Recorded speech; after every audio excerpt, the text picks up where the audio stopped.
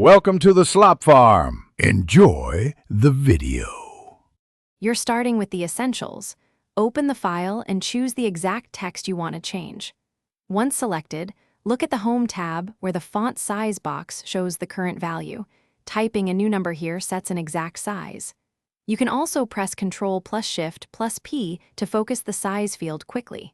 Do this now so subsequent style edits apply to the correct content, and make sure you're in print layout to preview how size prints versus how it appears on screen. Now refine the size precisely and consistently. Type a decimal like 10, 5 or an integer, then press Enter. Word will apply that exact point size. Once done, open the font dialog with Ctrl plus D to adjust scale, spacing, or position if text still looks off. To keep changes consistent, update the paragraph or character style. Right-click the style, choose Modify, set the font size, and click Apply. That prevents manual overrides and preserves layout across headings. Finish by making the change permanent.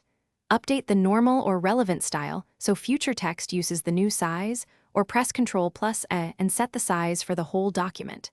Save the file, and if you want this across new documents, choose Set as Default in the font dialog.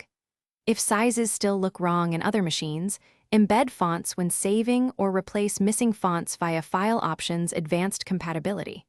If a font is unavailable, substitute it and then reapply your desired size. Thanks for watching. Consider subscribing if we helped you today.